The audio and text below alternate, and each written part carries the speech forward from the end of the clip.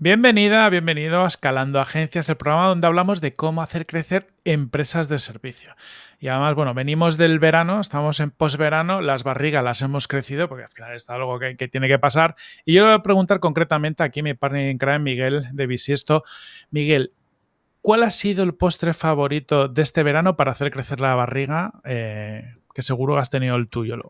Por supuesto, yo no pierdo comba y este verano en un restaurante chiquitito en la zona de Málaga, que es un uruguayo, tenían un postre que se llama chajá, que muchos no conoceréis porque no lo conocía yo, que lo único que me importa en la vida son los postres, así que supongo que hay gente que no habrá oído hablar de él.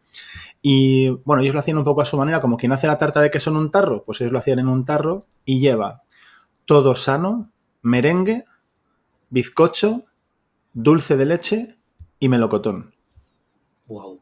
Ahí lo llevas. Y la falta y un puñado de azúcar por encima. No cabe porque cuando abres el frasco saltan los trozos de merengue que están metidos a presión. O sea, después de comer eso sudas azúcar, pero mientras lo comes gozas, rozas el cielo. Vale, o sea, que venimos engordados ya, ¿no? Lo de crecer, Un poquito. Lo de escalar en este caso, pues no nos hace mucha falta. Oye, y hablando de eso de escalar, tengo muchísimas ganas de presentar al invitado de hoy. El otro día escuchaba un podcast que decía, yo no sé por qué presentamos al invitado si ya viene en el título. Y digo, bueno, pues es verdad, pero es que hay que hacer honores. Hoy tenemos a Richard Morla, que es fundador de Rudo. ¿Qué tal, Richard? Muy bien, fenomenal. Ya os decía hace el minuto que nos hemos conectado antes que me apetecía mucho y además me siento como que ha habido en este podcast gente con mega empresas que ha tenido historias chulísimas y estoy aquí con este síndrome de yo no sé si lo que voy a contar es tan interesante, porque de verdad, os seguía, os había escuchado y me apetecía estar aquí. Qué Tu chulo. historia es muy chula, luego iremos profundizando, pero nada que alguien cotille sobre ti, que algo hemos cotillado y algo te conocíamos, la historia tuya y la de Rudo molan mucho. O sea que agarraos que se viene pedazo de episodio. Que vienen curvas. Oye, bueno, como todos los episodios los vamos a empezar, ya sabéis, citando un poquito el contexto, tu contexto y el de Rudo, Richard. Te voy a hacer algunas preguntas, vamos a intentar que nos lo pueda responder más o menos rápidamente. Y sobre ese contexto, luego, Cordillo, vamos a ir tirando del hilo, ¿vale? Entonces, Vale, he dicho que eras fundador de la empresa, entiendo que CEO también, no lo sé. ¿Cuál es tu cargo? Correcto. Sí, lo que pasa es que, por aclararlo, la empresa, bueno, igual contesto un poquito antes a la segunda pregunta. La empresa se fundó hace 9 años, la fundé yo junto con varios socios y hace 4 años nos compraron. Entonces, Rudo ya no es una empresa como tal, sino que es una unidad de negocio de una empresa mucho más grande, que se llama Laverit, en el que hay 1.000 empleados, pero seguimos siendo una unidad de negocio que tiene cierta independencia en la gestión. Entonces, yo sigo siendo el CEO de Rudo, que es una marca ahora. Qué bueno. Qué bueno, pues sí, efectivamente, me cuentas hace cuánto se fundó, hace 9 añitos, hace 4 además hay un cambio que luego podemos profundizar sobre ello porque es súper interesante, lo teníamos aquí apuntado. ¿Y cuántos sois ahora mismo y cómo os organizáis dentro de esta línea de negocio? Pues nosotros somos 60 en este momento y estamos organizados en 3 como subunidades de negocio. Una de ellas se dedica sobre todo a lo que siempre se ha llamado outsourcing, que es tenemos perfiles que son expertos en lo que nosotros hacemos, que son aplicaciones para móviles, y estos están trabajando, ayudando en aplicaciones muy grandes, o sea, de empresas muy, muy grandes en las que hay cientos de desarrolladores. Hay otra parte en la que nosotros hacemos proyectos llave en mano, proyectos a medida, en el que los empezamos, los desarrollamos y los entregamos, aunque en algún caso los mantenemos también, pero que es un proyecto que empieza y finaliza. Y luego hay una parte más pequeñita en la que estamos intentando montar productos relacionados con apps. Es un poquito algo como una parte más de innovación en la que pues al final jugamos a montar como un micro startup dentro de la empresa y a ver si alguna nos sale bien. Esto es un poquito más nuevo. Qué chulo. Bueno, en esto en realidad me cuentas casi como las líneas de trabajo que tenéis, pero no tanto la organización interna. Es decir, no sé si es que organizáis la empresa como atendiendo a esos bloques, la parte de outsourcing entiendo que sí, pero hay algunos departamentos o áreas, es decir, Sí. tenéis... ¿Cuáles serían? Sí, mira, te cuento. Dentro de cada una de esas como subunidades de negocio o áreas hay un gerente que es el que es el responsable de la cuenta de resultados de cada una de ellas. Y luego hay una serie de jefes de proyecto sobre todo en el área que hace proyectos a medida y service manager en el caso de la que hace outsourcing sobre todo, que estos pues llevan todos los proyectos, desde la relación día a día con el cliente hasta lo que está pasando en el proyecto en sí, si está avanzando, bueno, el que hace pues todas las weeklies, las dailies, etcétera. Y luego hay una serie, eso sería como la organización por áreas y por proyectos, que ya digo que pasa diferente a un jefe de proyecto o service manager y luego el proyecto en sí. Y luego, por otro lado, porque es un poquito matrizal, tenemos una parte que son las tecnologías. Hay un lead por cada tecnología. Nosotros hacemos sobre todo aplicaciones para iPhone, lo que se programa es en lo que se llama Swift, que es un lenguaje de programación nativo para este tipo de aplicaciones. Entonces, sí, entonces tenemos un lead tecnológico de esta parte, tenemos otro lead tecnológico de la parte de Android, otro lead de la parte de backend, otro lead de la parte de diseño y otro lead de otras tecnologías en la que hay menos personas. Entonces, la organización al final es, hay una persona funcional que se encarga de qué es lo que tienes que hacer y hay otra persona en la que puedes contar cuando tienes pues, cualquier tipo de duda y que marca las bases tecnológicas de esa área. Así que así sería más o menos. Muy interesante. Vale, entiendo como no cuentas nada a nivel de comercial, administración, recursos humanos. Entiendo que esto forma parte de la empresa en la que os habéis incorporado y ya tienen ellos todo este tipo de soluciones, ¿no? Sí, esa parte la había obviado por eso, pero tienes toda la razón que debería contar. Hay una parte comercial que sí que está dentro de Rudo. Tenemos un comercial que está full time con nosotros porque es especialista y es el que puede pues, entender las necesidades de una persona que quiere hacer una app.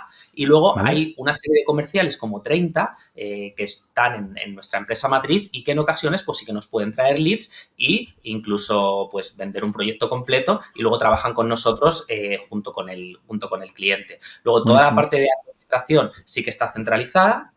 Cada vez que yo quiero pedir una factura, cada vez que yo necesito pues, cualquier cosa que tenga más que ver con burocracia, se lleva desde la parte de estructura. Y luego la parte de personas, aunque sí que hay una parte de personas que es también la más burocrática, que tiene que ver con nóminas, que tiene que ver con contrataciones, etcétera, hay una parte que también está dentro de Rudo, que es la que se dedica más a que la gente pues, esté feliz, esté contenta, que tenga claro hacia dónde quiere llegar, que podamos entender cómo van los proyectos, etcétera.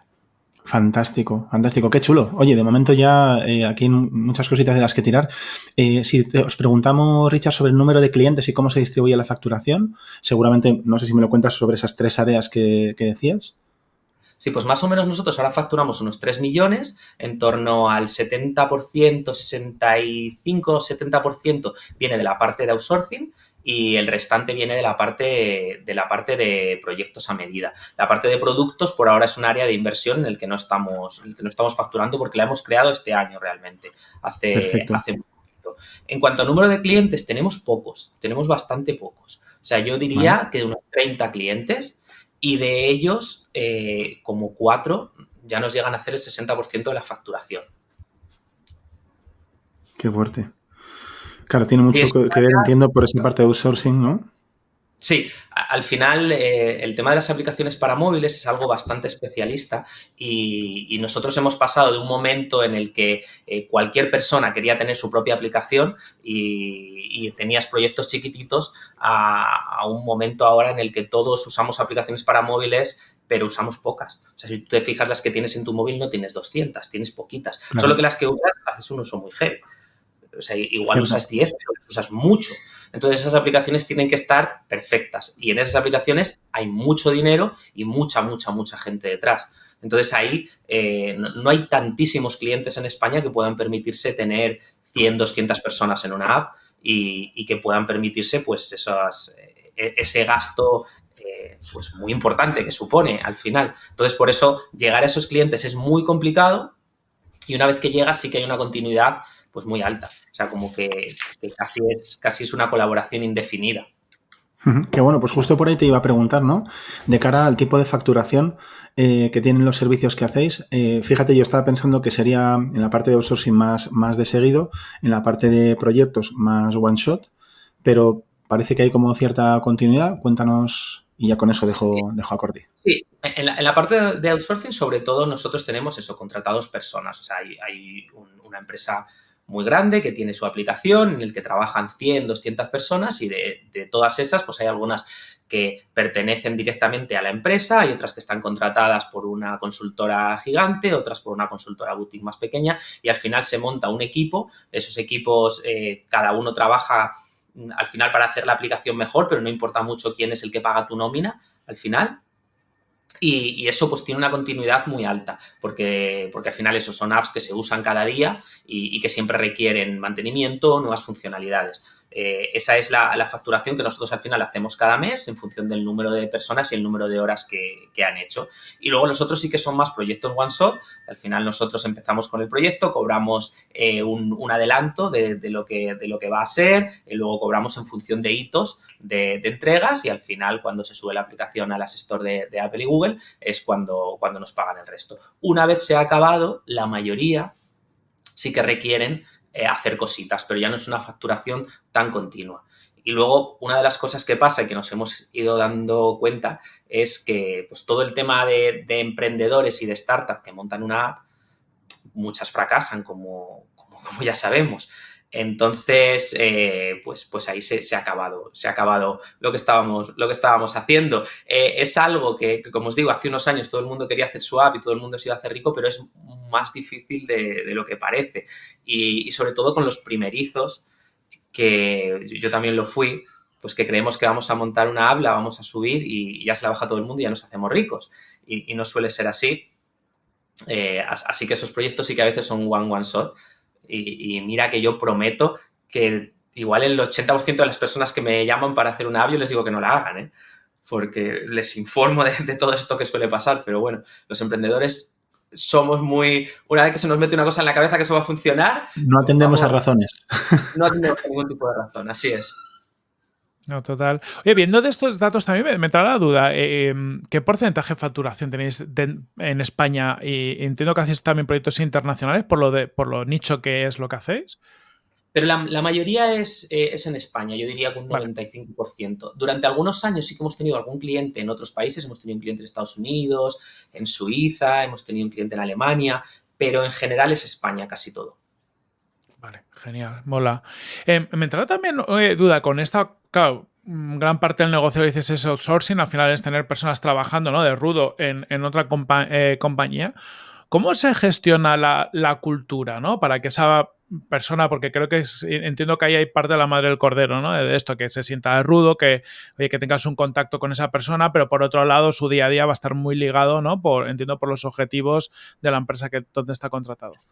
Pues eso es de lo más difícil y uno de los retos más grandes a los que nos hemos enfrentado. Pero sí que hay una serie de factores que hacen que lo podamos hacer más sencillo.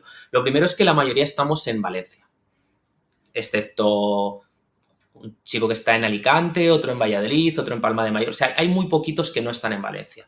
Y luego también nosotros tenemos una cultura, pese a que yo soy súper viajero, y he trabajado desde muchos lados del mundo, en el que sí que fomentamos cierta presencialidad.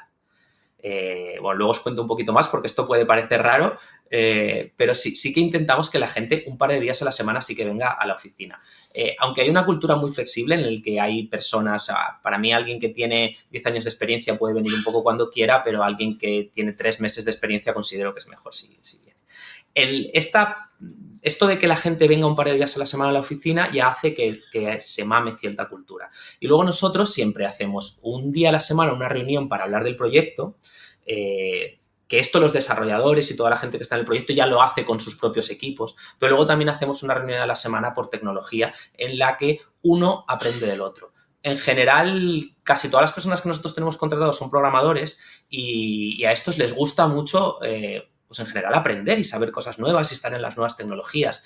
Entonces, es muy bueno que una persona que tenemos que lleva 2 años trabajando para un banco le pueda contar el que lleva trabajando 2 meses para la cadena de supermercados lo que se está haciendo. Porque en ocasiones ser desarrollador de la app de un superbanco es la leche, pero ahí hay mucho código detrás, igual no estás haciendo la última tecnología, pero resulta que tienes al lado a otro que está haciendo una startup que no sabes si va a funcionar o no, pero que hay muchísima ilusión detrás, que trabajas a otro ritmo, que te está contando lo que estás haciendo. Entonces ahí ya se fomenta bastante cultura.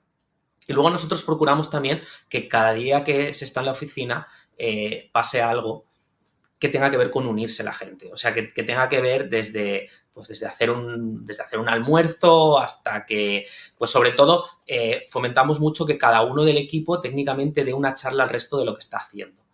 Entonces, eso lo fomentamos mucho y yo creo que eso hace que la cultura se mantenga. Y luego, ninguna de nuestras personas trabaja en la oficina del cliente. O sea, eso no lo hacemos en ningún caso, porque eso sí que pues es un tipo de empresa que está fenomenal, pero a mí no me gustaba que fuera la mía, porque me parece que ahí sí que te conviertes en un recruiter, en un reclutador en el que pues simplemente casi una empresa de trabajo temporal en el que pones una persona al otro y te olvidas y no la conoces.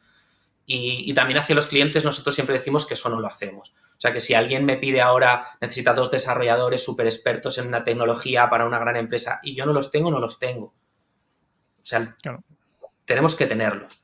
No le vamos a presentar a alguien que acabamos de conocer porque me parece que aporto muy, muy poquito valor. Muy poco valor si simplemente hago un proceso de selección y le presento a una persona que vive en Cuenca, que yo no conozco absolutamente de nada, que no ha pasado por nuestros procesos, que no tiene todo el resto. Entonces, todas esas cosas hacen que sea un poquito más fácil. Y luego también, y ya un poco lo último, es que siempre a los desarrolladores les decimos que, pese a que el proyecto es súper importante, para mí ellos son más importantes porque el proyecto dura un tiempo, pero ellos duran mucho más.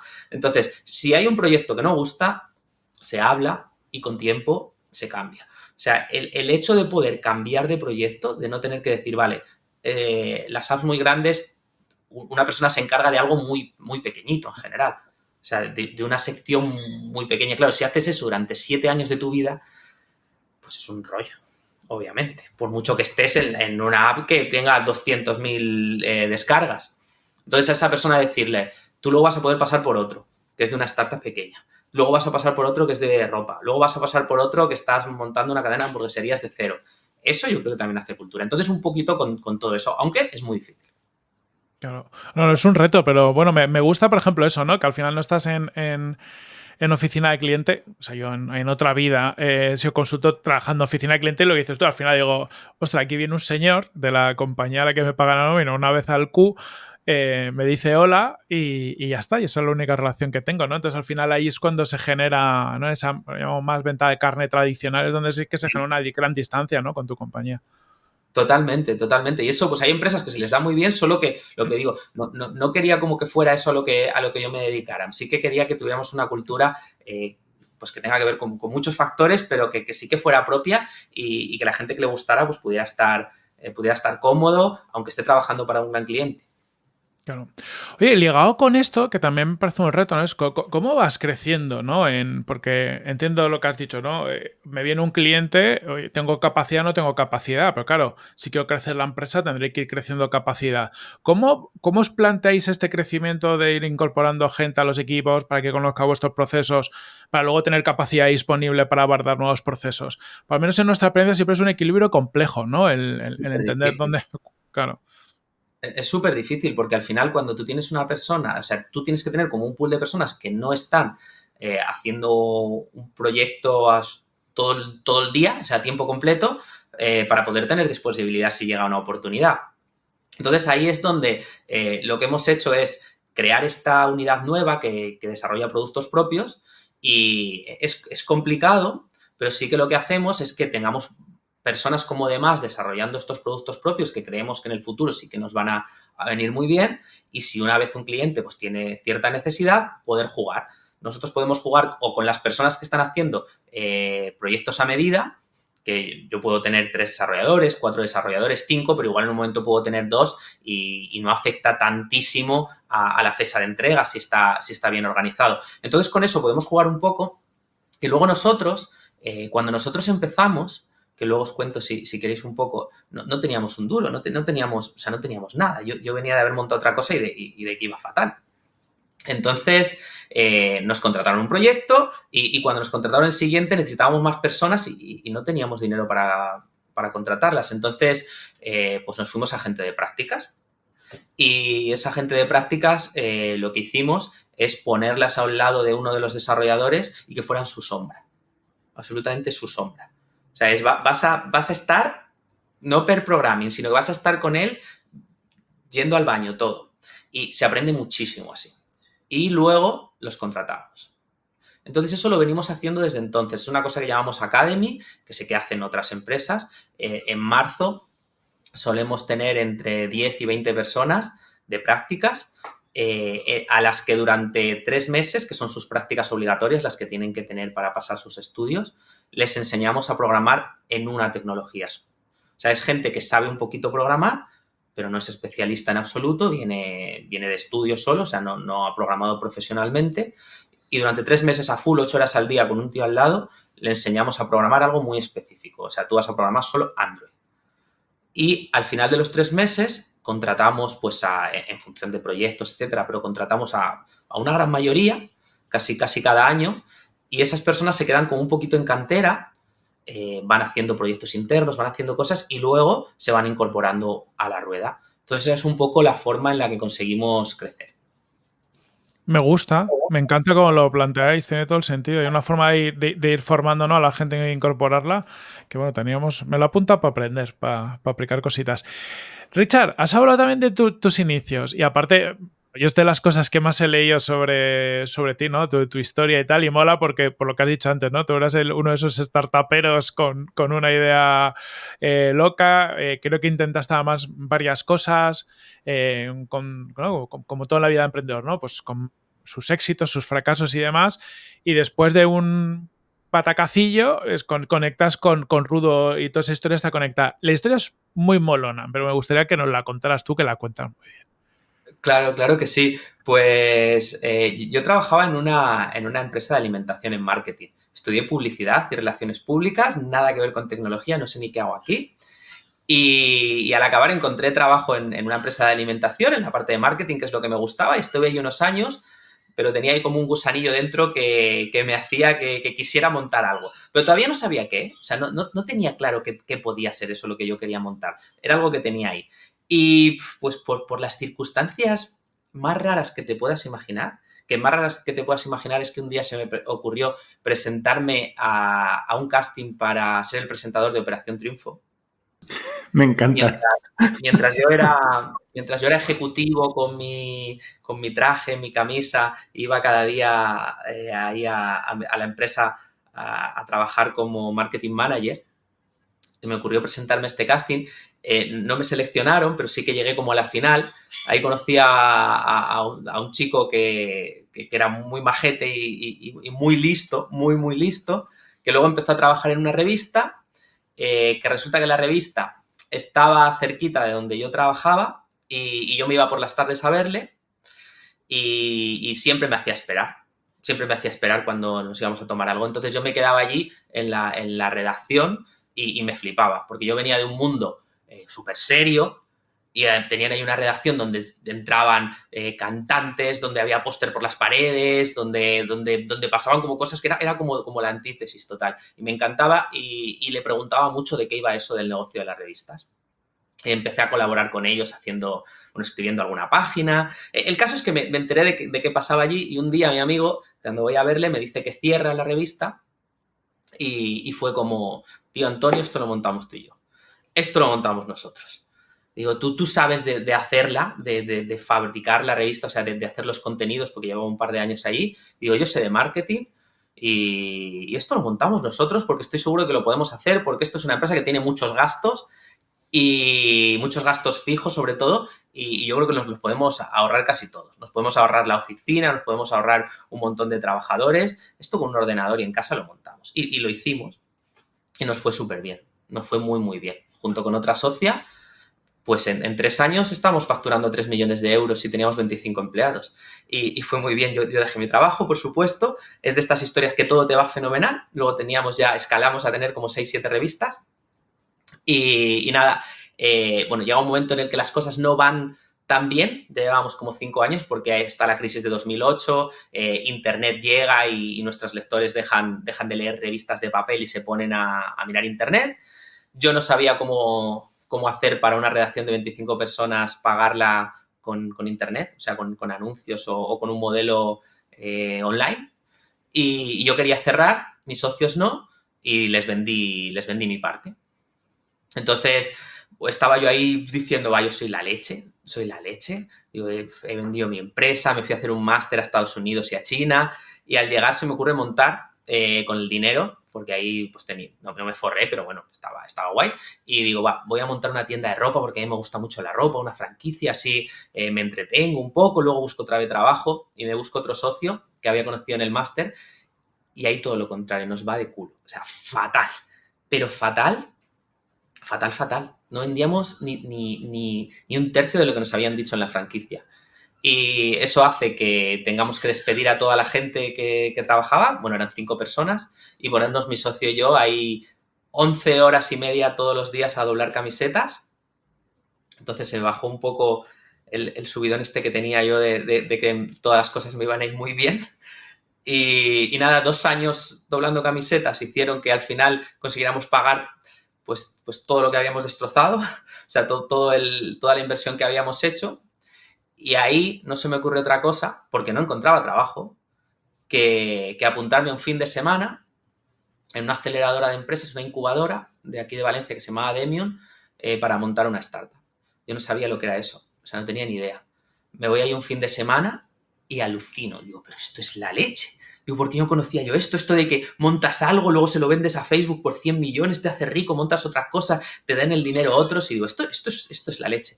Entonces se me ocurrió montar una aplicación móvil sin tener ni puñetera idea de programación, ni idea de startups, ni tener programadores en el equipo.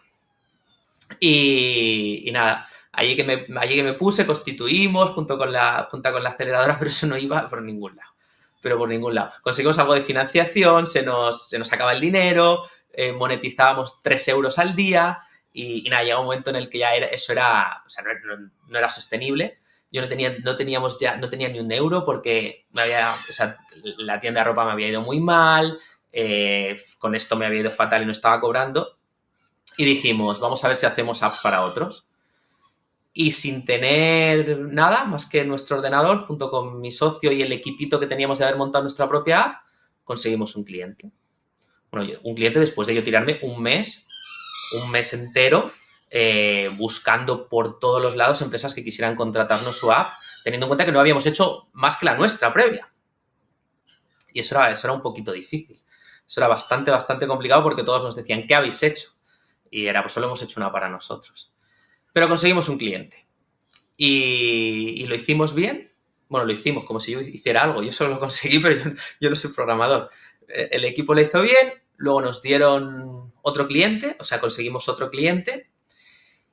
Y ahí conecto con lo anterior. Para este segundo proyecto nos pedían más personas. Y como no las teníamos, es cuando decimos, pues vamos a coger a la gente de prácticas porque el dinero del primer cliente nos lo pagaban 90 días después.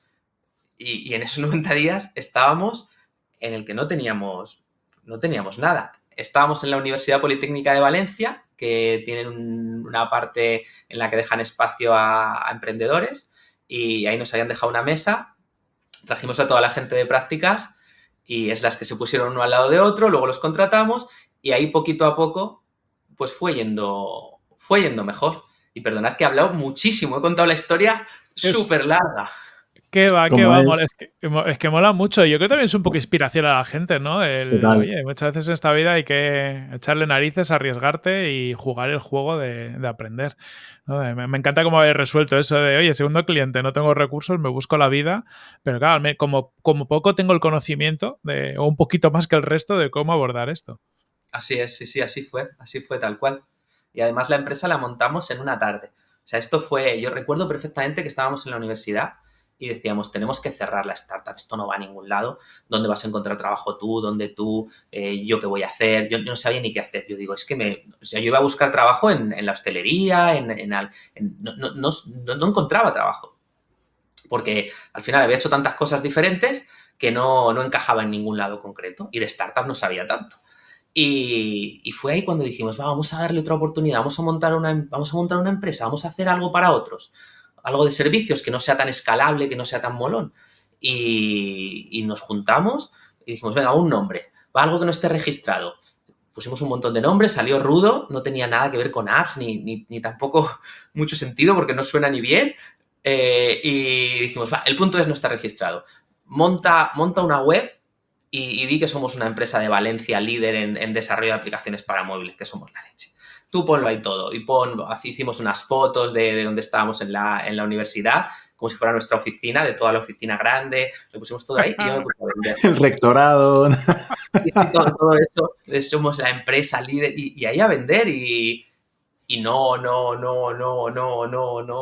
hasta que un día dijeron sí.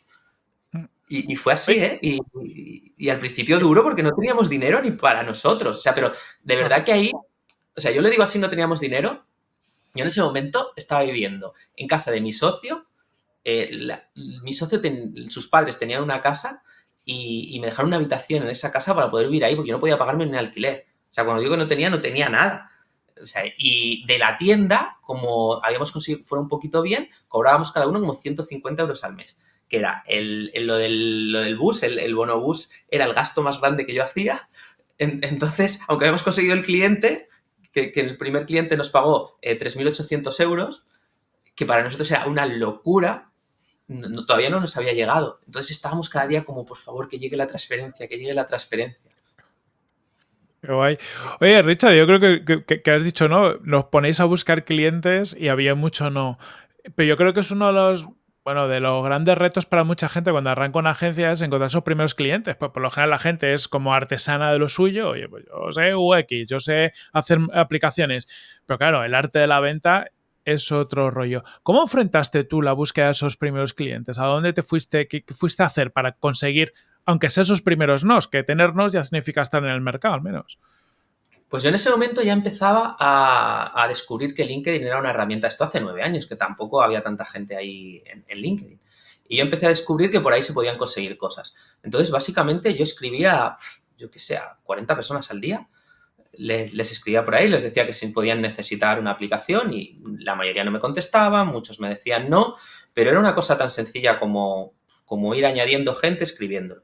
Y luego ya empecé a descubrir que si contaba cosas, pero no que si me iba y ponía un post de somos la mejor empresa, sino que si contaba historias de lo que me estaba pasando, la gente lo seguía y luego por ahí empezaban a pasar como cosas. Alguien me recomendaba uno a otro.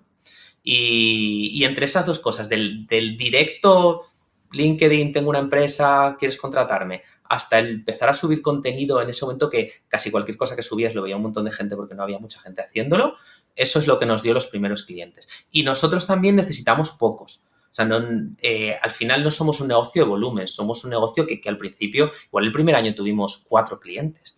O sea, que son poquitos, solo que son proyectos que sí que tienen, pues, o sea, son grandes. O sea, que al final el importe es grande, pero casi con 2-3 proyectos sobrevivíamos un año.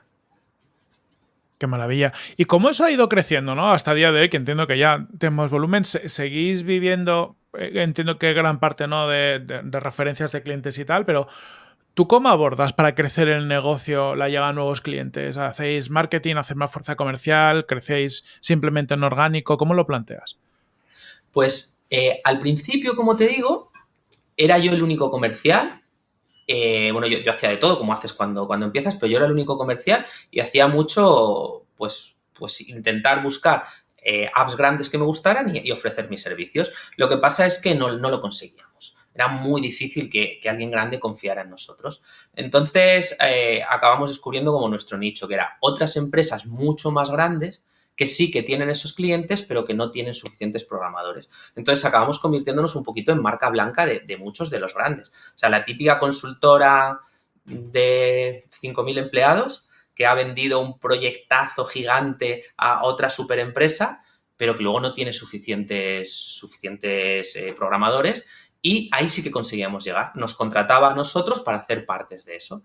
Entonces mi estrategia pasó a ser: voy a buscar a todas las empresas que ya hacen aplicaciones en España y voy a ofrecerles mis servicios para sus clientes finales.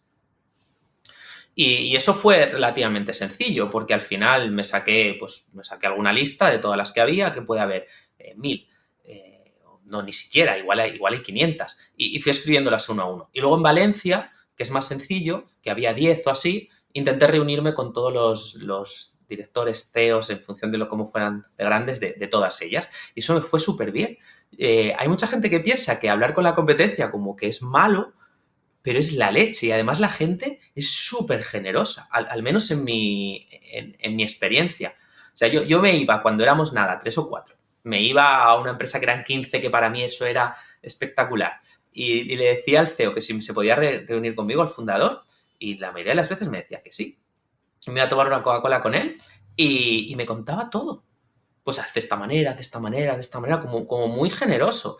Y luego nos hemos hecho mucho más grandes que algunas de esas empresas y yo también intento, ahora cuando me viene alguien, como intentar contarle, porque al final lo que cuentas, o sea, hay mercado para todos y luego surgen muchas colaboraciones. Y con muchos de esos nos acabaron subcontratando a nosotros. Entonces al principio lo hacíamos mucho por ahí y por empresas más pequeñitas.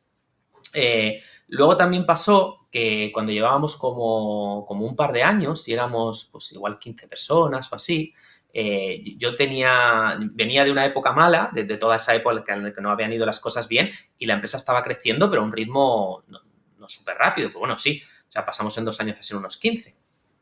Y yo siempre había querido viajar por el mundo como de nómada digital. Y esto fue como en 2018, antes de la pandemia. Y yo tenía muchas ganas de irme a Asia a trabajar con una mochila. Entonces se lo dije a mi socio en el momento en el que las cosas iban bien, porque era cuando me lo podía permitir, porque si iban mal no hubiera podido. Y me dijo que es que sí, que lo organizáramos. Entonces empiezo a contar en LinkedIn que me voy a ir a Tailandia durante 4 meses a dirigir desde allí la empresa. Y eso fue un boom. Pero un boom. Empezaron a añadirme gente, a añadirme contactos, a comentar gente lo que hacía y curiosamente, sin que yo estuviera diciendo vendo apps, cuando me fui, vendía más que estando aquí. Porque eso se iba haciendo viral y te juro que no fue pensado, ¿eh? O sea, os juro que fue... O sea, yo estaba contando lo que hacía, o sea, sí que luego lo aprovechaba, por supuesto, pero no fue como una estrategia, sino que fue yo me voy, me parece interesante contarlo y mucha gente se sentía identificada al final. Decía, pues, yo estoy aquí en mi trabajo todos los días y me encantaría poder hacer así una cosa y siempre he dicho que no puedo, que es imposible y si este tío ha podido hacerlo, ¿por qué no puedo hacerlo yo?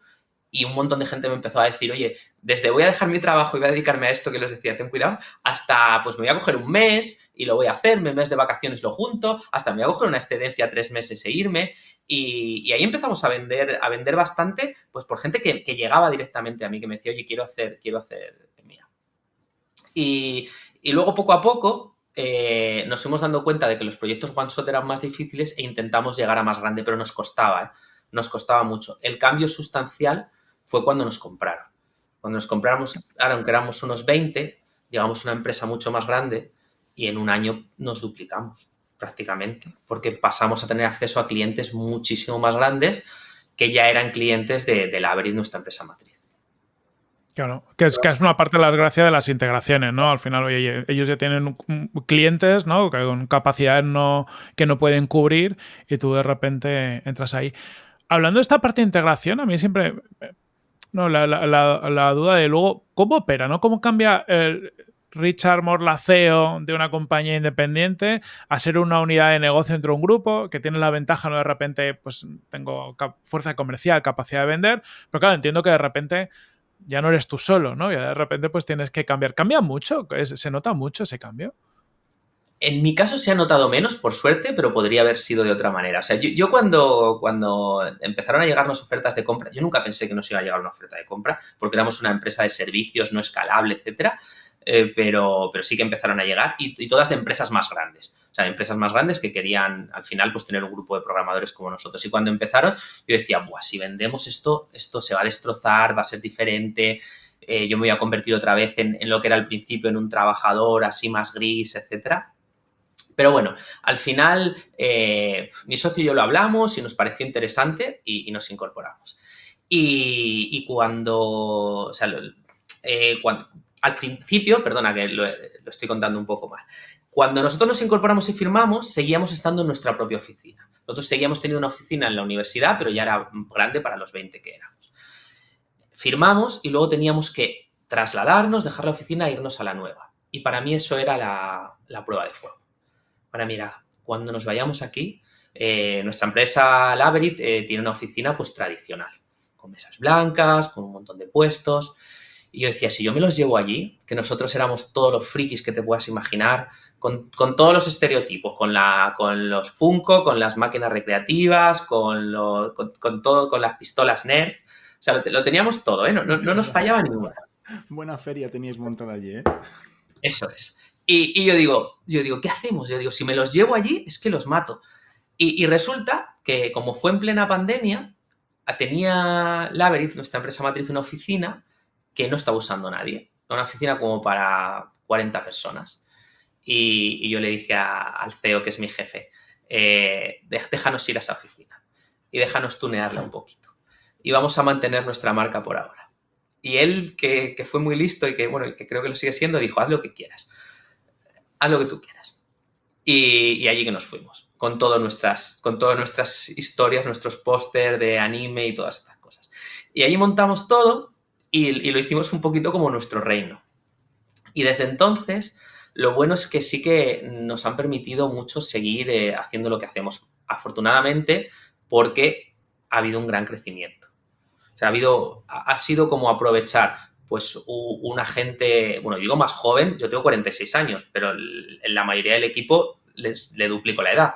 Pero en general un equipo más joven, un equipo que utiliza pues tecnologías más modernas, porque en las empresas más grandes se acaba trabajando mucho para administraciones públicas que tienen tecnologías un poquito más anticuadas. Entonces nos hemos convertido en los raros del grupo, pero tenemos nuestra marca y tenemos una oficina en la que podemos seguir haciendo cosas. Entonces, aunque ahora me toca pues todos los lunes ir a una reunión de directores a la otra oficina y me toca pues cierta burocracia, creo que sí que nos ha aportado en control, o sea, en control muchísimo, porque hay unos instrumentos de gestión que están muy currados, que igual lo teníamos menos. En la parte comercial, sin duda, el poder acceder a más grandes, pero luego yo sigo sintiendo que puedo hacer cosas raras. O sea, que podemos seguir siendo nosotros mismos. Y esto no tiene sentido porque ya llevo 4 años, sigo sintiendo que la empresa es mía.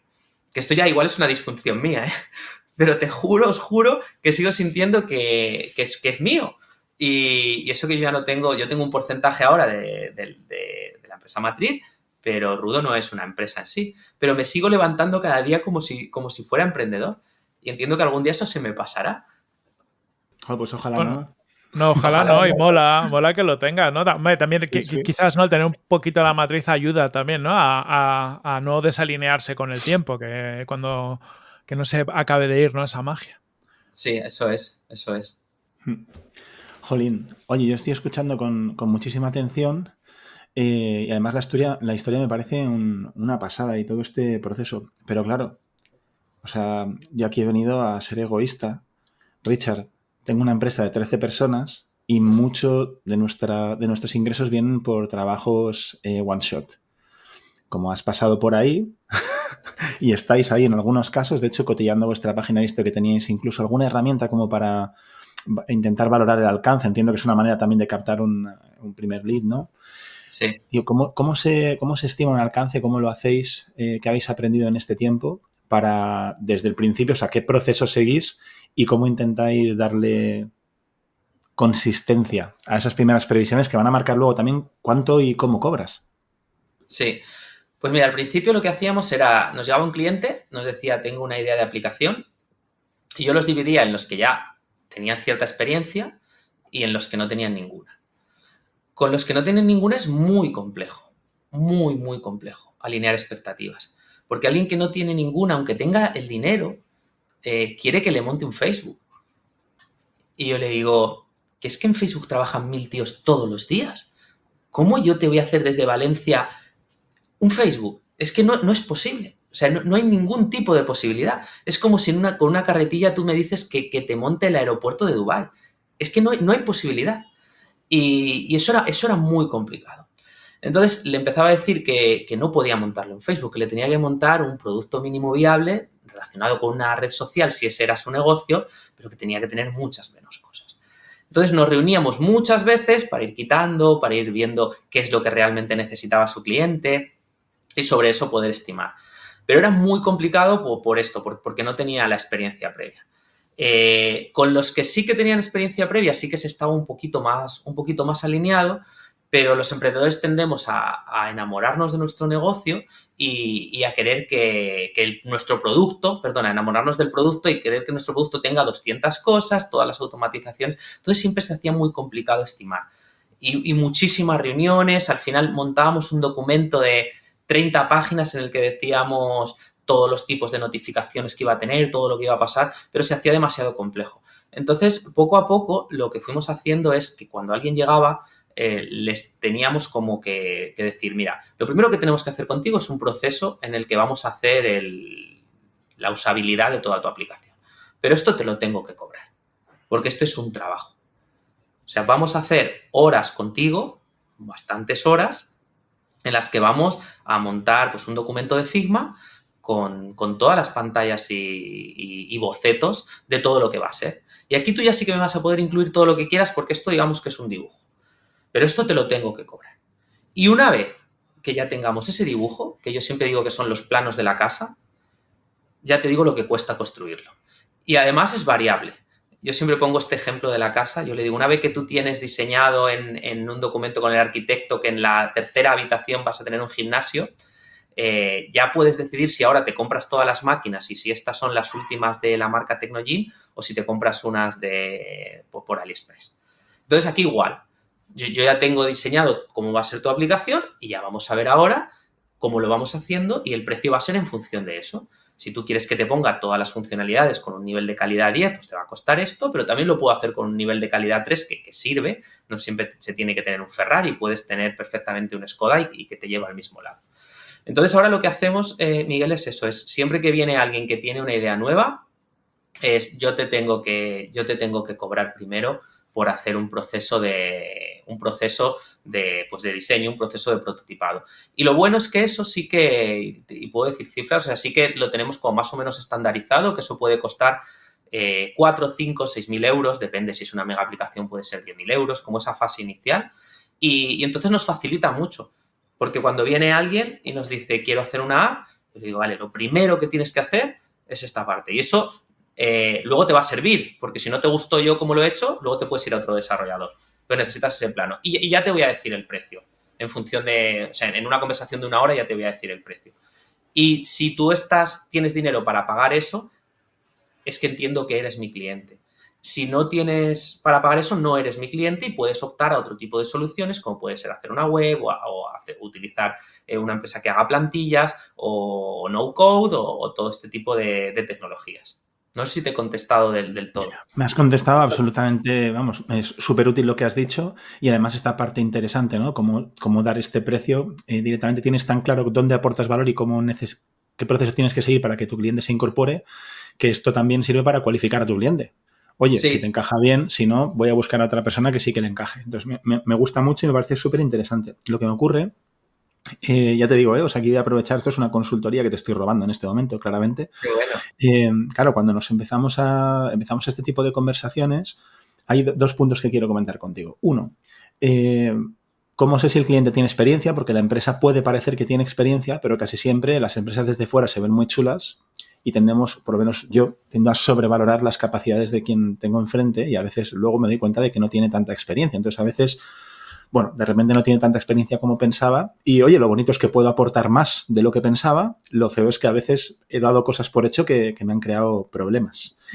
Y la segunda, que yo creo que está alineada en este tipo de contextos.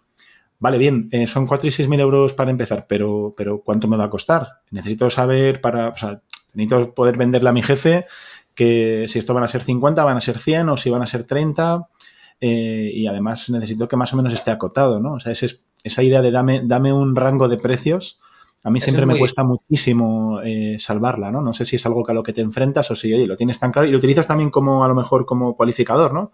Tío, si necesitas un precio fijo, no eres mi cliente, no lo sé, no sé si es tan radical o... Me gustaría que lo fuera, pero no lo conseguimos a veces y a veces me toca decir precio. Yo sí que les suelo decir que una aplicación mínima que nosotros podemos hacer son unos 25.000 euros. Mínimo que haga 4 cosas.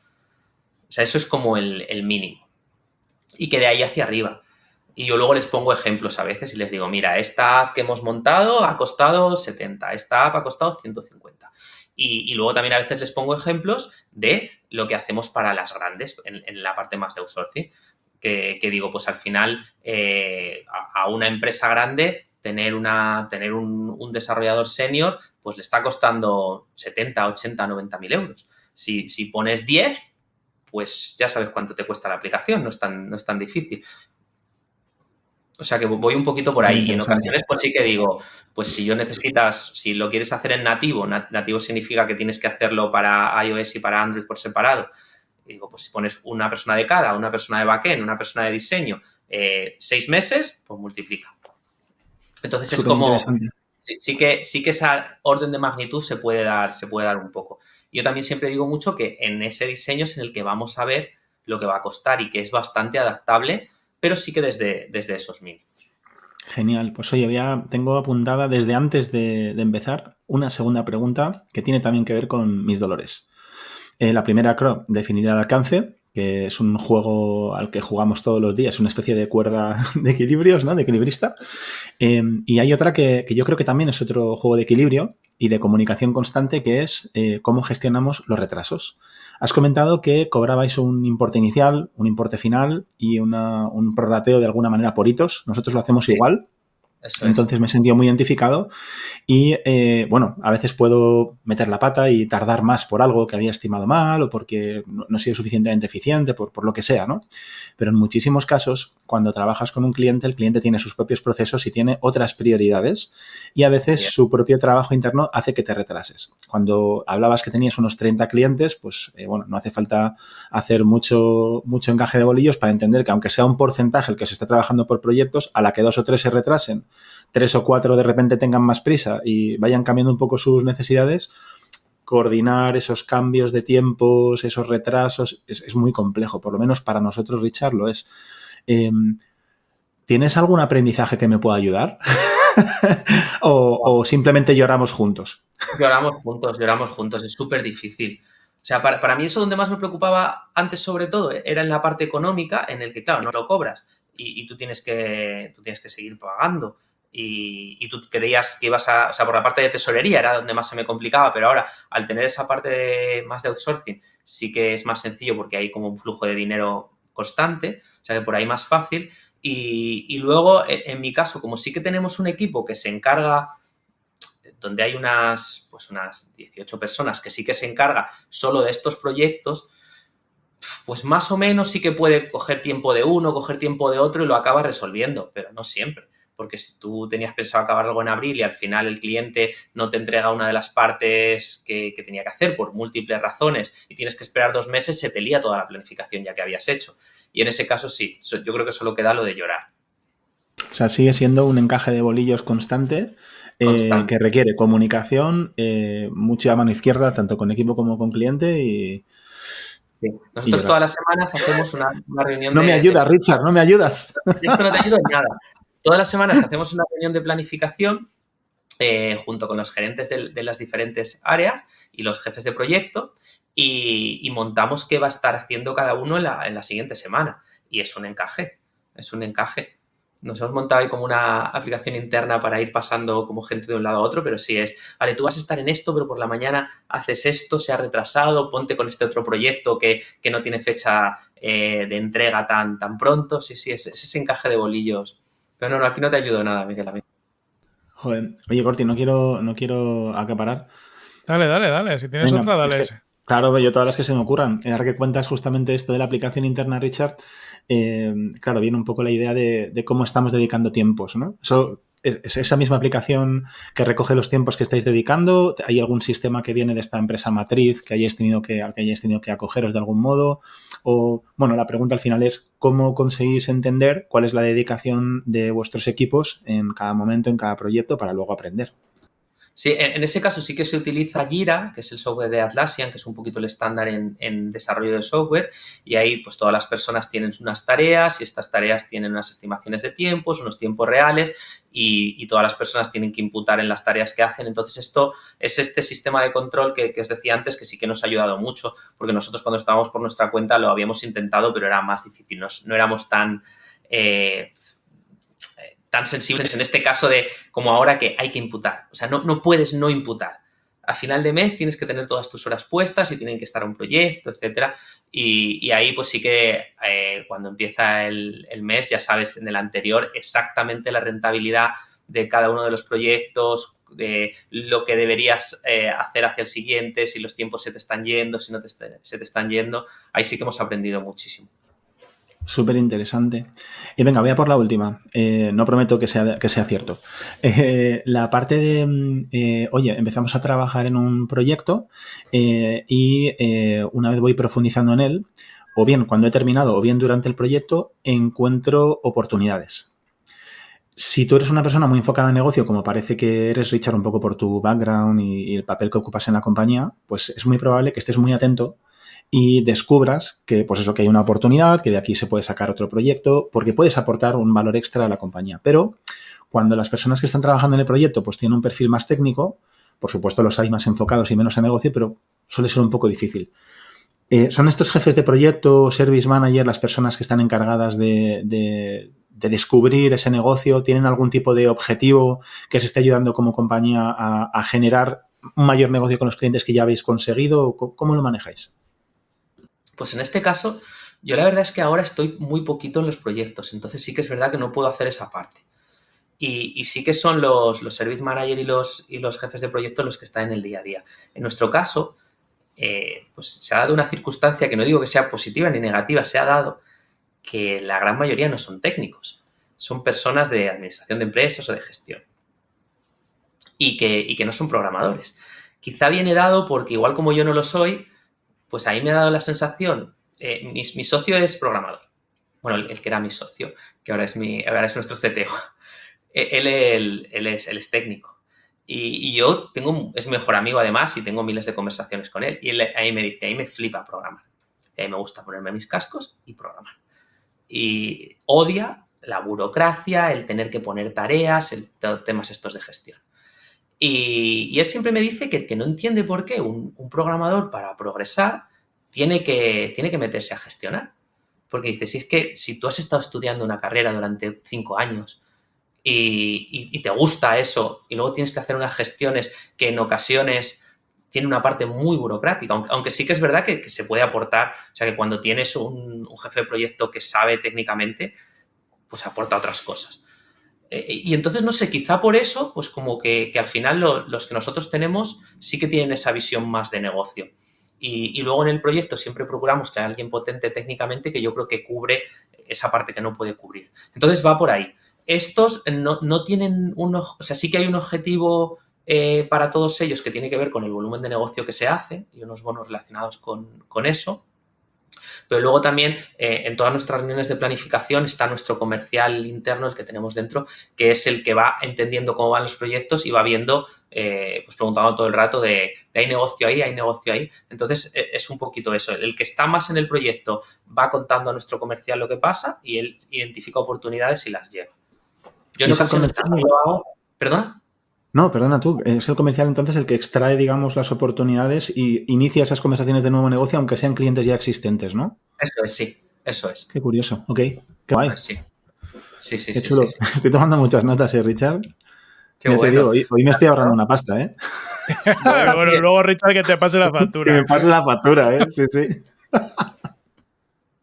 Richard, mira, ya para ir acabando, que vamos un buen ratito, pero creo que pocas veces tenemos la oportunidad de tener a alguien como tú, ¿no? Que estás en un tamaño donde entiendo que tienes que hacer reporting y gestión hacia arriba, como has dicho, ¿no? Pues oye, los lunes esa reunión de directores, pero también hacia abajo, ¿no? En el sentido que al final luego tienes que gestionar rudo en sí mismo. Me gustaría saber cómo es tu semana a semana. Es decir, ¿cuáles son las grandes cosas que tiene que hacer un CEO para, bueno, pues para gestionar su compañía, saber cómo tiene que estar y demás, y encima hacer ese reporting y esa coordinación hacia arriba? ¿Cuáles son esas reuniones clave? ¿Qué son las cosas que te preocupan más? Porque entiendo que no es un proyecto concreto, sino será otra serie de cosas. Sí, pues todos los lunes es el día que más dedico como al global. Es el día que suele estar esta reunión con los directores del Averit, en el que yo voy, y tenemos como que dar cuenta de lo que está pasando en nuestras unidades. Entonces ahí pues hay unos objetivos de margen. Siempre que esos objetivos de margen estén cumplidos, la verdad es que es una compañía que deja mano libre Cuando no se cumplen es cuando al final pues la estructura mete mano y me parece perfecto. Entonces, pues el lunes es el día más de estudiar como en general qué está pasando en los proyectos en general, qué está pasando en el margen en general, y es un día como muy económico. Y ya digo, donde más relación hay como qué pasa compañía rudo.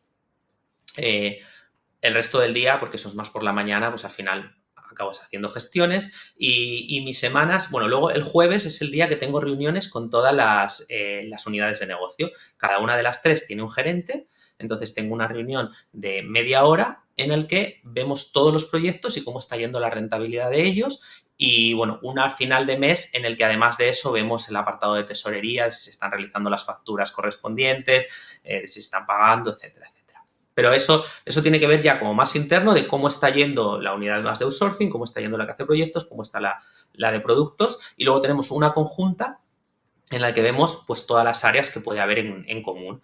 Pues lo más complicado para nosotros es conseguir proyectos nuevos, bueno, entiendo que para todo el mundo, conseguir proyectos nuevos y las personas.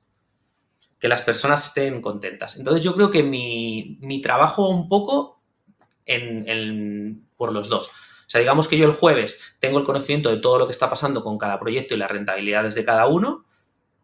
Entonces, si hay que hacer algún cambio o si hay que reorientar algo, pues yo intento dar mi visión. Y un poco lo que pasa con las personas. Solemos ver, pues casi todos los jueves hacemos un repaso de cómo está Jesús, cómo está Jordi, cómo está, en qué proyecto está, le van a cambiar ahora, sigue bien. O sea, como un proyecto como un paso a paso casi, como un checklist de hay alguien que esté en problemas. Y cuando hay problemas con proyectos o con personas, problemas no me refiero que... O sea, me refiero que la persona pues no esté en su mejor momento, quiera cambiar de proyecto, no tenga en ese momento, pues es cuando yo a lo largo de la semana pues me voy poniendo reuniones para eso específicamente. En ocasiones lo resuelven directamente los gerentes y en ocasiones yo pues estoy yo también involucrado. Sí, eso es. En cuanto a vamos a ver un proyecto específicamente lo que está pasando y vamos a ver si lo podemos reorientar, si no está yendo bien o si está siendo muy rentable, vamos a ver cómo lo podemos hacer a nosotros o vamos a ver con esta persona que pues vamos a hablar con ella, ver lo que está pasando, etcétera. Va mucho sobre eso mi semana. Y luego también en la parte comercial, en intentar comercialmente ayudar a que salgan nuevos proyectos, porque sí que es cierto que aunque hay un pool muy importante de comerciales, mucho del negocio sigue viniendo. Pues yo soy muy activo en LinkedIn, muy activo, y mucho del negocio sigue viniendo por ahí. Y es algo curioso que en una compañía tan... Yo no lo pensaba, ¿eh? Yo pensaba que eso era cuando éramos muy chiquititos, pero sigue viniendo mucho por ahí, por gente que me escribe o gente que yo acabo escribiendo que acaba saliendo un proyecto. Nuestros procesos de venta son largos, sobre todo los de proyectos grandes. O sea, yo a veces digo que si consigo uno de los clientes IBEX 35 al año, ya estoy contento, uno. Y esos procesos pues sí que llevan muchas reuniones, muchos acercamientos, muchísima burocracia, o sea, una burocracia terrible en la que también entramos de homologaciones con departamentos de compras, etcétera. Esa es la parte que menos me gusta. Y un poco ahí yo creo que es donde está lo que yo hago. Al final, en coordinar a las unidades de negocio, en que la parte comercial poder apoyar. Luego, no hacemos demasiado marketing, o sea, el marketing más se basa, pues un poquito en redes. Ahí también intento apoyar todo lo posible. Y al final, mi responsabilidad principal, yo siempre digo que es que entre, pues, el más dinero del que sale, que siempre que eso pase con la rentabilidad adecuada, vamos a poder seguir haciendo cosas e intentar hacer pues encaje de bolillos para que eso pase pues cada mes y que al final de año consigamos el objetivo de presupuesto. Joder, qué de cosas me surgen. Pero voy a ir a por una quizás un poquito más personal, siguiendo con esta consultoría que me estoy marcando gracias a ti.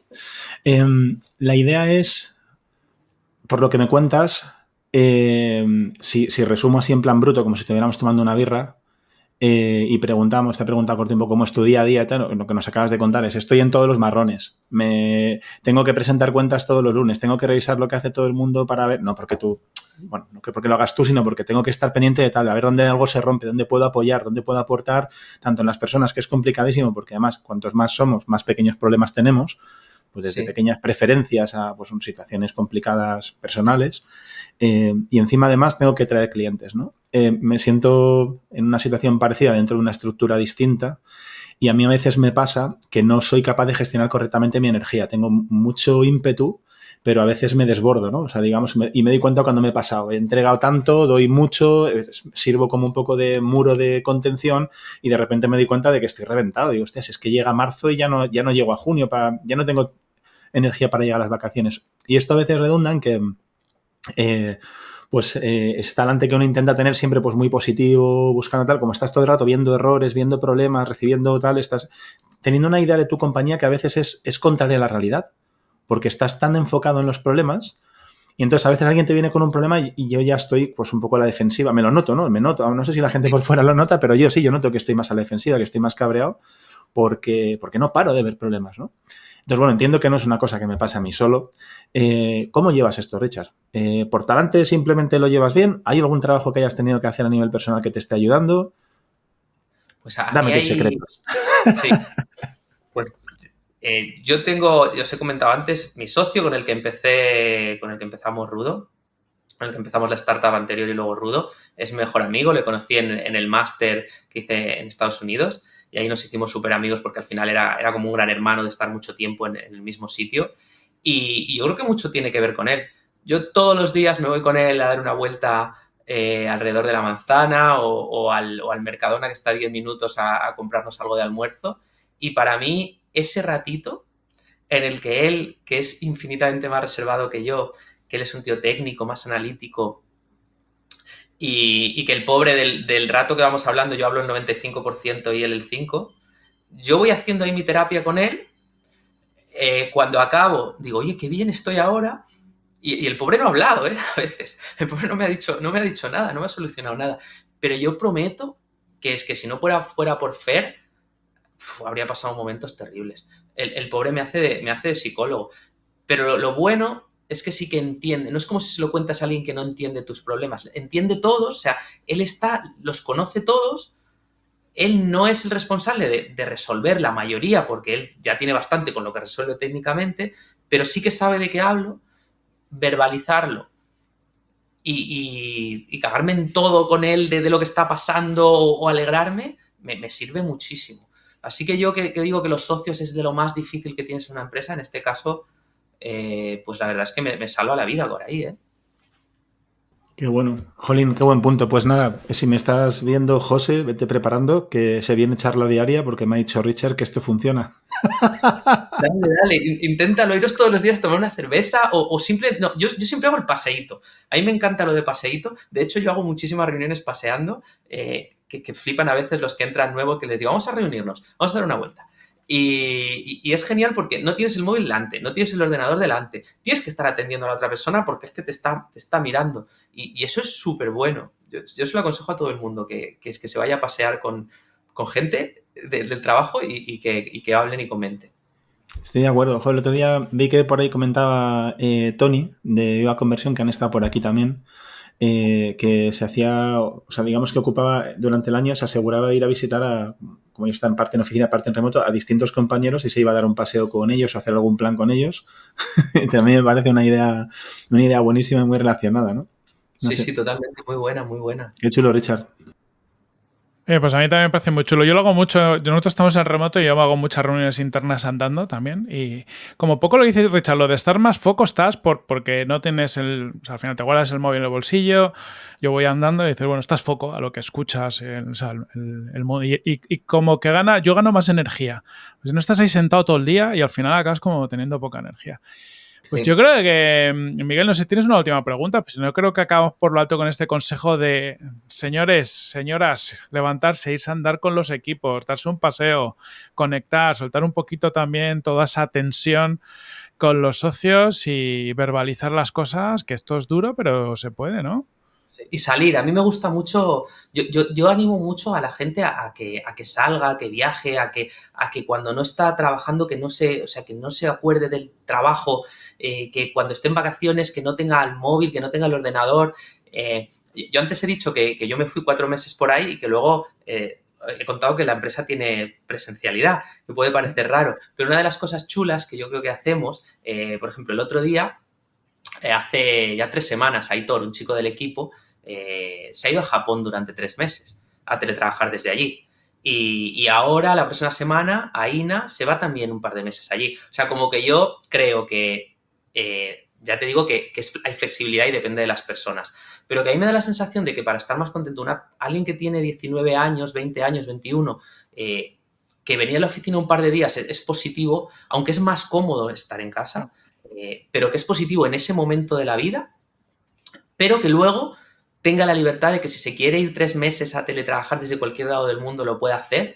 Y yo creo que el salir, o sea, sobre todo es como el salir de la oficina, sea dar un paseo o sea irte a 10.000 kilómetros, eso, cuanto más lejos, más perspectiva es el problema, y a mí siempre que lo he hecho me ha venido fenomenal. De hecho, yo siempre que yo desde ese momento procuro 2 meses al año teletrabajar desde algún lado del mundo. Ahora me voy a Argentina en noviembre. Y dando envidia, ya estamos dando envidia, ¿eh? Si es que... Pues el tiempo que me voy, de verdad que es cuando más pienso a fondo en lo que está pasando. O sea, cuando estoy ahí, todos los días en la oficina, voy al microproblema. Cuando me voy fuera, y no puedo ver desde lejos, y cuando me voy fuera me sirve mucho para ver desde lejos. Y es algo que todo el mundo puede hacer. Bueno, 3 hijos recién nacidos, pues es difícil.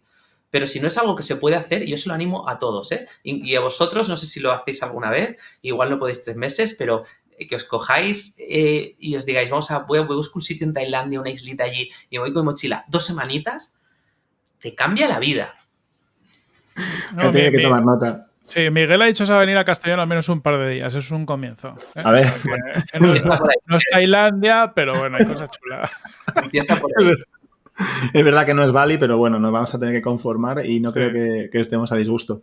Oye, pues a mí me parece bien cerrar. He ido preparando un resumen, no sé qué tal habrá salido, que además después de veranito he ido perdiendo práctica, pero si os parece bien lo intento. Dale, caña. Bueno, por favor. Venga, pues vamos allá. Qué ilusión charlar con alguien como Richard, alguien como tú, con una historia brutal y de quien aprender de un modelo que a priori naturalmente estaría basado en proyectos one shot, pero que tiene su magia, ya lo vemos. Richard, fundas con más socios Rudo hace 9 años. Si en algo me equivoco, por favor, dímelo.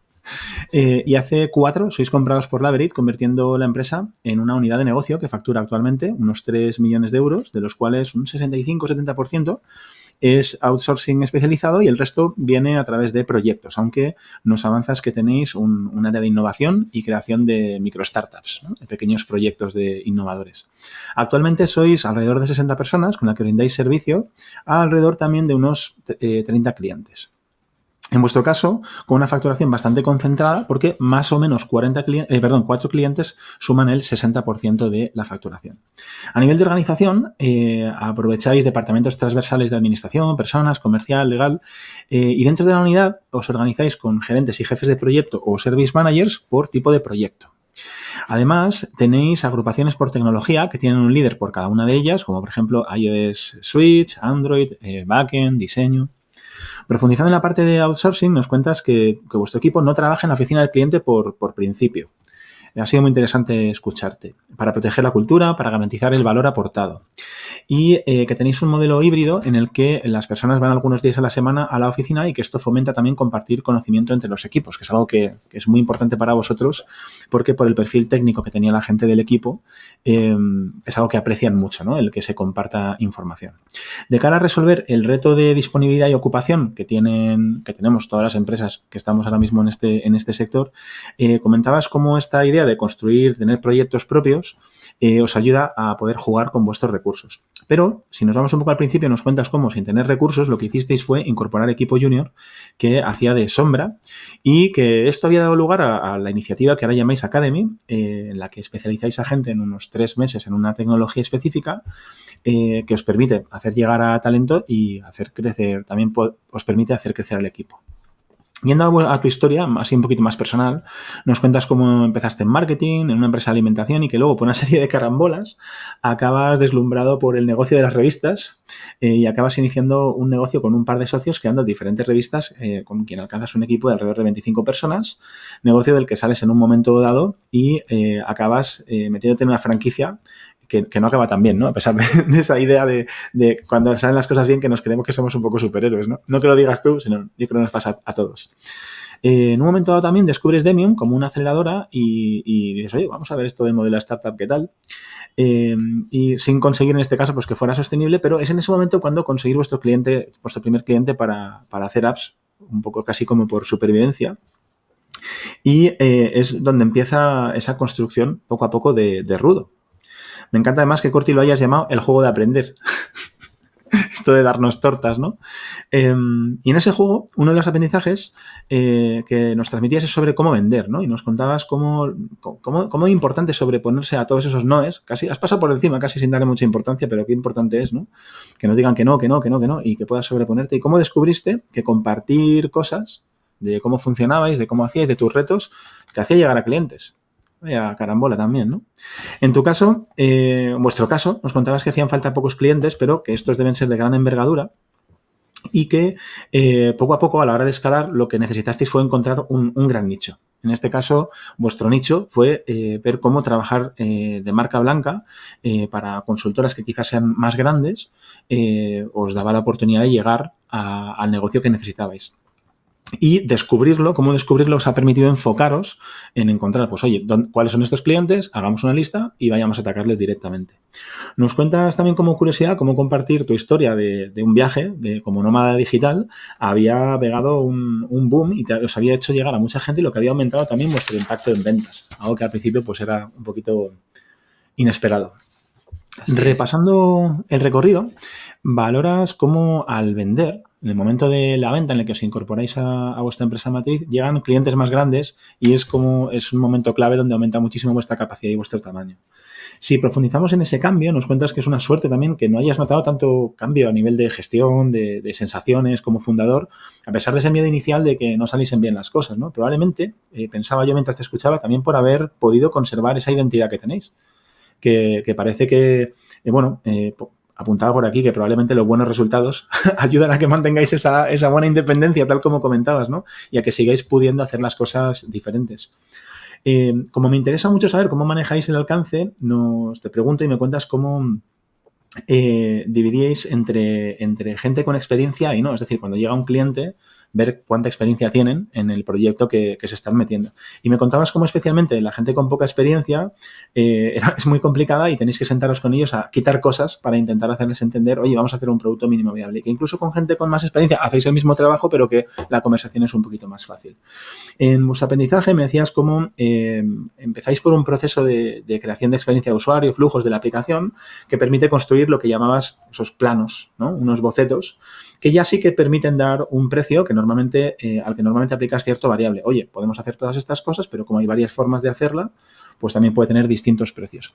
Y muy interesante, dejé apuntado cómo esa primera parte la utilizas también como cualificación de cliente. Oye, si este método te gusta, si con esta manera que tenemos de actuar te puedo ayudar, genial, si no, no eres mi cliente. También he notado que sueles dar un rango de precios mínimos y que a veces utilizas ejemplos que ya tenéis de clientes de distintas envergaduras o grandes para que el cliente entienda, oye, mira, esto ha costado más o menos tanto y demás, y que te ayudaba a dar una foto y complementar esa idea inicial de tenemos que explorar. Cuando hablamos de gestión de tiempos y de retrasos, comentabas cómo tener un flujo constante de caja por el tema del outsourcing, que os daba una tranquilidad brutal, pero que no evitaba en ningún caso el juego en la parte de proyectos de hacer encaje de bolillos. Esto me ha desanimado mucho, quiero que lo sepa, Richard.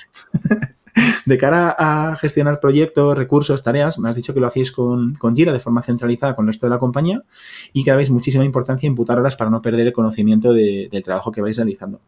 Te he preguntado también cómo conseguís crecer en clientes y nos has trasladado la clave de cómo tener perfiles de negocio en estos jefes de proyectos, estos service managers, os ayudan a crecer y descubrir oportunidades, pero que para incentivarlo hay un objetivo relacionado con volumen de negocio. Pero lo que me ha resultado interesante es que es el comercial el que está empujando todo el rato con esto, ¿no? Es la persona encargada de generar nuevo negocio y está también atento a los clientes que ya están rodando. Intentando entender tu día a día, nos has contado cómo los lunes te enfocas en la parte global sobre objetivos y margen, he subrayado margen. Parece muy, muy importante en las reuniones que mantenéis, ¿no? Y en el seguimiento que hacéis de proyectos, lo cual no me parece una tontería. Como los jueves tienes una puesta al día de proyectos, rentabilidad por área, y que a nivel mensual haces una bajada un poquito más a, oye, qué facturas hay pendientes, cuál es el estado de los cobros y demás. También hemos visto cómo tu trabajo se centra en tratar de cuidar a las personas, ayudar a reorientar problemas cuando hay un proyecto que se atranca o hay alguna dificultad, así como crear nuevo negocio donde sigues jugando un papel importante.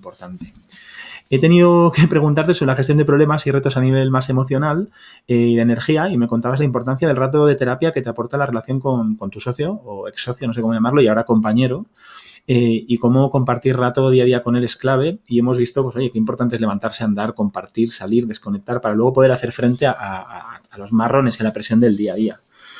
Me encanta traer gente humilde, que lo sepas, Richard. Me encanta dar gente como tú, con ganas de compartir.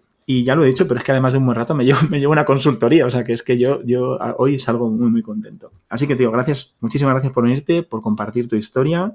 Quizás parte de esa filosofía que se ve de lo que nos has contado, ¿no? De compartir y hacer sector que tanto nos gusta también a Corte y a mí. Joder, ¿de qué de cosas hemos hablado? Se me ha hecho muy, ¿A que muy sí? corto. Sí, a mí también. Sí, luego Miguel tiene esa habilidad, hace como ChatGPT y tiene una habilidad brutal. Muy de acuerdo en lo que decía Miguel de todo lo que aportas, Richard, mola un poco cómo has venido aquí a compartir y para que aprendamos todos. También ya lo hemos visto en tus redes, que compartes un montón y yo creo que más gente creando sectores es lo que hace falta. Literal. Richard, a seguirlo petando y bueno, que te acompañemos a algún viaje, a algún sitio de estos chulos. Que no sabemos quién elige viaje, Miguel. Total. Me encantaría. Sí, de hecho, siempre he querido montar alguna vez un viaje en el que nos vayamos pues varios emprendedores a algún lado y compartir. Ahí es que de eso tan buenas. Viajando a agencias, ya lo veo. Yo ahí hay algo, tenemos que hablar. Vale, vamos a montarlo. Masters of Naming, madre mía. Todos los entrevistados nos vamos juntos unos días. Eso sería alucinante. Lo tenemos. Lo tenemos. Pues hay algo ahí. Richard, muchas gracias. Bueno, y si alguien está escuchando y necesita una app, ya sabéis, un Rudo. ¿Cómo es la web, Richard? Por si alguien... Y además sí es facilito y lo que hacemos es tan fácil que hay otras empresas que hacen muchas cosas. Nosotros solo hacemos apps. No sabemos hacer ni una web. Solo apps. Es como especialistas en eso. Desde el principio lo pensamos así y la verdad es que bueno, esta vez ha ido bien. Ten cuidado que empezamos otra entrevista. Dejamos, hay que planificar la siguiente. Total. Un placerazo. Muchas gracias. Y a los que nos estéis escuchando, hasta la próxima. Un fuerte abrazo. Nos vemos pronto.